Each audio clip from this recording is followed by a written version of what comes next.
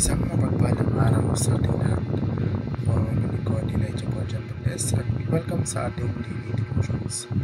Ang ating verse for the day nasa Salmo chapter 19, verse 1. Sinasabi dito na ipinapakita ng kalangitan ang kadakilaan ng Diyos, ang gawa ng kanyang kamay. Ang buong sanlilikha ay naghahayag ng kaluwalhatian ng Diyos. Ito ay isang pangunahing tema sa Kristiyanong teolohiya na nagbibigay diin na ang natural na mundo ay isang testamento sa kapangyarihan at kagandahan ng Diyos. Madalas itong sinusuportahan ng mga banal na kasulatan tulad ng ating verse na awit 19:1 na nagsasabing ang langit ay nagpapahayag ng kaluwalhatian ng Diyos at ang kalangitan ay nagpapahayag ng gawa ng kanyang mga kamay.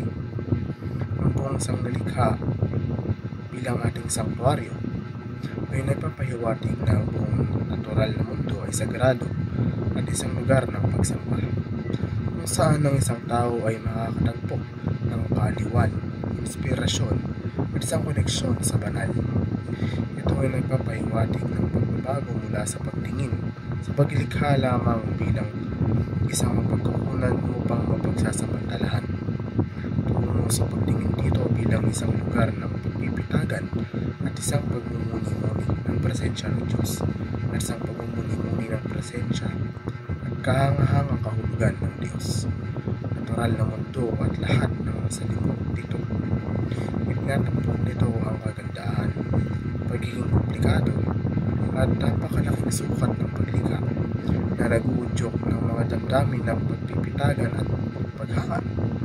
Ang pakiramdam na ito ay ng pagkamangha ay isang kadalasang nauugnay sa isang mas malalim na pag-unawa at pagpapahalaga sa banal o isang pakiramdam ng koneksyon sa isang bagay na mas malaki kaysa sa sarili. Ang paggawa ng pagsamba sa isang pamumuhay nangangahulugan ng pinagsasama ng mga spiritual na kasanayan ng pagpapahalaga sa lahat ng mga aspeto ng pang-araw-araw na buhay sa halip na tumuon lamang sa mga partikular na oras ng pagsamba tulad ng mga serbisyo sa linggo.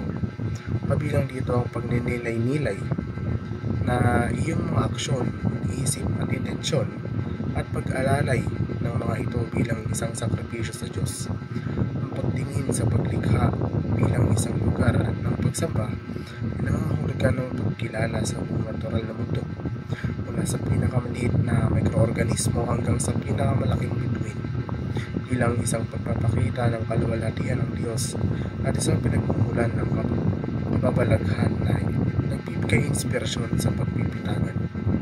Ito ay tungkol sa pagpapahalaga sa kagandahan at pagiging komplikado at pagkakaugnay ng kalikasan bilang isang salamin ng banal.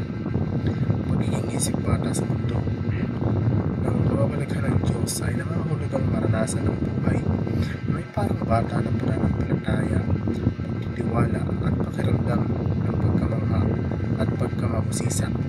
Kabilang dito ang pagyakap sa kahinaan, kababaang loob at malalim na koneksyon sa nilikha ng Diyos at banal na layunin. Muli ako ang inyong lingkod, Elijah Bonjan Valdez, at dito na nagtatapos sa aming daily devotions.